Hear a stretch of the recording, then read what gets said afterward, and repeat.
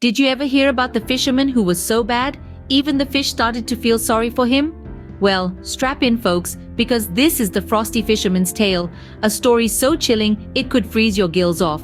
Picture this, a man, let's call him Fred, decides he's going to try his hand at ice fishing. Now, Fred's the kind of guy who couldn't catch a cold in flu season, let alone a fish, but he's determined. So he gears up, heads out onto the icy expanse and starts to drill a hole. Only problem is, Fred's using a screwdriver. A screwdriver, folks, it's like trying to dig a tunnel with a toothpick. After what feels like a decade, Fred finally manages to bore a hole into the ice. He drops his line in and waits, and waits, and waits some more. It's so quiet you can hear the fish laughing at him underwater. But Fred's a patient guy, he's got all the time in the world. Suddenly, a fish pops its head out of the hole.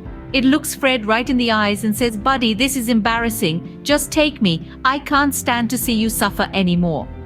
Now we all know fish can't talk, but that's how bad Fred was. Even the fish felt the need to intervene. And that, ladies and gentlemen, is the absurdity of ice fishing. It's a game of patience, persistence, and knowing how to use the right tools. It's not for the faint of heart or for the Freds of the world. It's a frosty challenge, a daring dance on a frozen stage, a test of will against the icy depths. But don't worry, our fisherman friend eventually got the hang of it. He just had to turn the heat up a bit. So, you think you're ready to fish in the frozen tundra? Well, first things first, you need to break the ice, literally. Welcome to the icy world of drill sergeants. No, we're not talking about the military, but the frosty fisherman's best friend, the ice drill. Now imagine this as an extreme DIY project. You've got your power drill, or for the traditionalists among us, a hand auger. Picture this, instead of drilling into a piece of oak, you're boring into a thick layer of ice. Let's begin with the power drill. It's a beast of a machine. Imagine it as the Arnold Schwarzenegger of drills. It's a real muscle flex, and you'll feel like a champion ice sculptor as you churn through the frozen water. But beware, it's not all fun and games. You'll feel the burn in your arms, and you'll wish you'd spent more time at the gym. Now for those who prefer a bit more of a challenge, we have the hand auger. It's the Rocky Balboa of drills, and it demands grit and determination. You'll be turning and twisting, working up a sweat in the sub-zero temperatures. It's the ultimate winter workout, and you'll be feeling the burn in no time. Whichever method you choose, you'll need to drill until you hit water. But remember, it's not a race. Take your time, enjoy the experience. You're not just drilling a hole in the ice, you're creating a portal to a world of frosty fishes. And don't forget, safety first. Make sure the ice is thick enough to support your weight. We don't want any frosty fisherman becoming frosty fish food. Once you've drilled your hole, clear away the slush, and then it's time to get fishing. It's a labor of love, a test of endurance, and an exercise in patience. And there you have it, your very own ice hole. Now, who said fishing wasn't a full-body workout? Now that you've got your ice hole, it's time to lure in those frosty fish. And trust me, they're not falling for any old bait. You'd think, being stuck beneath a thick layer of ice, they'd be less picky. But no, they have a palate that would put a Michelin star chef to shame. You see, these fish, they're like the food critics of the underwater world. They don't just want any old worm on a hook. No, they're looking for something more refined. The equivalent of a truffle-infused lobster bisque with a side of caviar. So, what's the secret to satisfying these fussy eaters? Well, it's all about the lure, my friends. You've got to think like a fish. Imagine yourself in a cold, dark world, having to swim around all day. What would tempt you?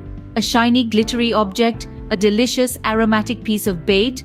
But remember, we're dealing with the creme de la creme of fish here. They're not just attracted to any shiny object. It has to be the right kind of shiny. We're talking about a lure that's like a disco ball at a fish rave. It's got to be dazzling, almost hypnotic. And let's not forget about the bait. You can't just slap on a piece of cheese and call it a day. These fish have sophisticated tastes. You need to think along the lines of a 5-star sushi platter, maybe a nice juicy piece of salmon, a dollop of roe, or perhaps a smidgen of shrimp. But remember, it's not just about what you use, it's also about how you use it. You can't just drop your line in and hope for the best. You've got to put on a performance, give the fish a show, make them want to come to you. So remember, when it comes to ice fishing, it's all about the presentation.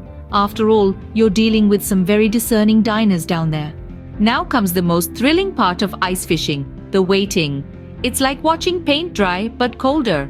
You see, ice fishing isn't just a test of skill, it's also a test of endurance, patience, and your ability to withstand frostbite while standing on a frozen body of water. You know, typical weekend stuff. Imagine, if you will, a snail. Now, imagine this snail is preparing for the world's slowest marathon. Got it? Good. Now erase the marathon, the cheering crowd, the little sweatbands we've imagined on our snail, because let's face it, that was cute, and replace it all with a vast icy wasteland. That's ice fishing.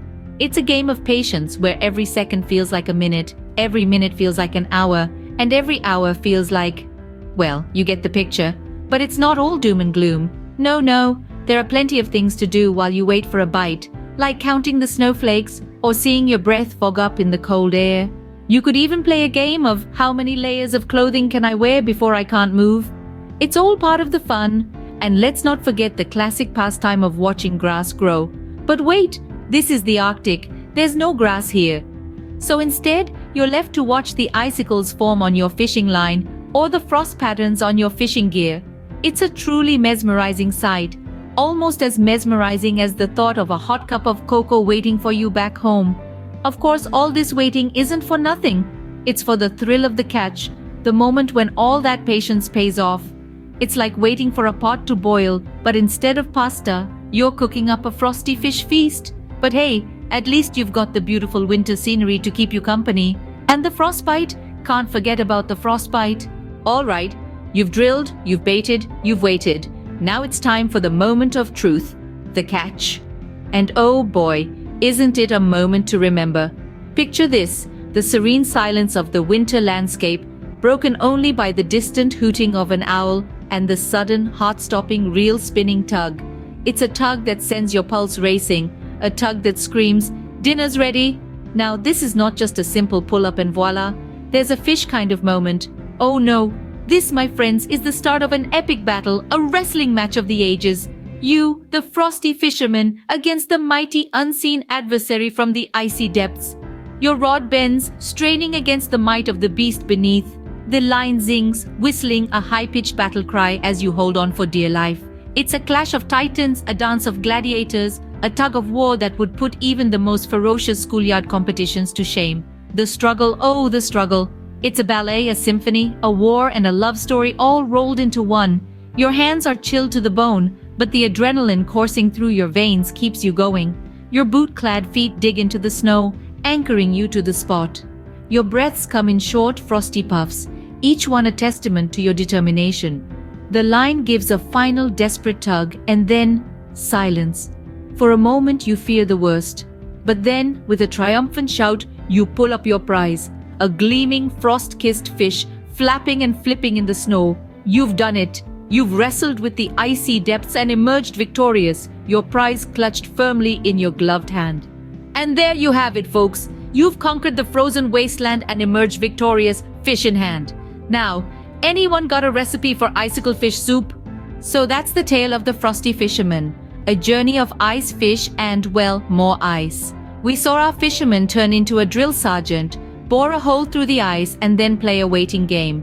The art of luring frosty fish, it's like a dance, a cold, icy dance. The big catch, more like a comedy of errors. But hey, that's ice fishing for you. Remember, folks, fishing isn't just a pastime, it's an adventure, especially when you're fishing on a frozen river. Stay frosty, my friends.